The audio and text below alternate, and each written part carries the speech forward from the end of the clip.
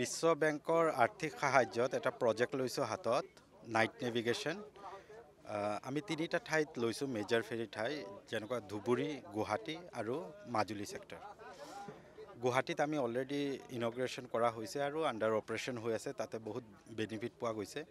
বৰ্তমান আমি নিমাতী ferry service মানে যোৰহাট মাজুলী ফেৰী ছাৰ্ভিচ আজি আমি আৰম্ভ কৰিম। প্ৰজেক্টটো আমাৰ কাৰণে বহুত চেলেঞ্জিং হয়, কাৰণ এই বস্তুবিলাক হৈছে কি নদী ব্ৰহ্মপুত্ৰৰ ওপৰত কাম কৰা সহজ বস্তু নহয়। ব্ৰহ্মপুত্ৰৰ নদীৰ কোৰ্ছ এনি টাইম চেঞ্জ হৈ থাকে আৰু এইটো হৈছে ৱৰ্ল্ড লাৰ্জেষ্ট এলুভিয়েল ডিপ'জিটছ ৰিভাৰ হয়। গতিকে আপুনি ৰাতিপুৱা যিটো চেনেল দেখিছে হয়তো পিছদিনাখন চেঞ্জো হৈ যাব পাৰে।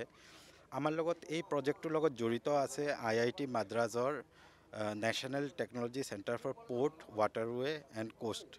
সিহঁত আমাৰ এই প্ৰজেক্টত জড়িত আছে। গোটেই প্ৰজেক্টটোৰ এলগৰিথম, মৰ্ফলজি ষ্টাডি আৰু ৰুট এলাইনমেণ্ট ফাইনেলাইজেশ্যন সিহঁতেই কৰিছে।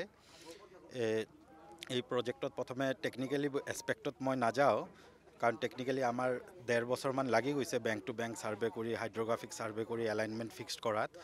আজি আমি যোৱা বছৰেই নহয় জানো ছাৰ, যোৱা বছৰ ট্ৰায়েল ৰান লৈছিলোঁ। আমি যিটো ৰুট ফাইনেলাইজ কৰিছোঁ সেইটো ছাকচেছ হৈছে আৰু আজি আমাৰ দৃঢ় বিশ্বাস আছে আমি জাহাজখন আফলামুখ ঘাটৰ পৰা নিমাতী ঘাটত লৈ যাব পাৰিম। এতিয়া আমাৰ মাজত ব্ৰিজো আছে, ধৰক মাজুলী কানেক্টিং ব্ৰিজ আছে, পিয়াৰ নাম্বাৰ 24, 27 আছে। তাৰ মাজত আপুনি হয়তো দেখা পাব যে ৰাতি একো দেখা নাযায়, কোনোফালেও ভিজিবিলিটিয়ে নাই। গতিকে পাইলটে এই টেপ এটা থাকিব, টেপত এপ্লিকেশ্যন থাকিব, যেনেকুৱা অলা উবেৰত আপোনালোকে ডেষ্টিনেশ্যন মাৰ্ক কৰাৰ পিছত ডাইৰেকশ্যন দেখাই দিয়ে, তেনেকৈ নদীত আমাৰ এটা চেনেল দেখাই দিব। চেনেলটোৰ উইথ 150 মিটাৰমান থাকিব আৰু সেই চেনেলৰ পৰা যদি অলপ ডেভিয়েশ্যন হৈ যায় জাহাজখিনি, তেতিয়াহ'লে এলাৰ্ম আহিব, আকৌ পাইলটে সেই চেনেলত লৈ আহিব জাহাজখিনি।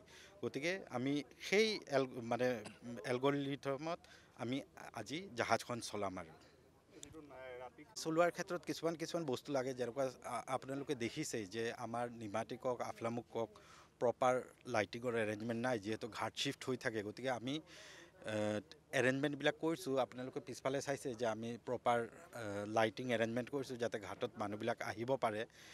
এই নদীত চলাচল সময়ছোৱাত আমাৰ অসুবিধা নাই, কিন্তু আমি লাষ্ট মাইল কানেক্টিভিটি পেছেঞ্জাৰক দিব বিচাৰিছোঁ, যাৰ ফলত আমি প্ৰত্যেক ঘাটতেই লাইটিঙৰ এৰেঞ্জমেণ্ট কৰিছোঁ, যাতে পেছেঞ্জাৰ আহিব পাৰে আৰু পেছেঞ্জাৰ ভালদৰে উঠি যাব পাৰে। আৰু কাৰণ উঠোতে অলপ শ্ল'পো আছে, গতিকে অলপ অসুবিধাও হয়।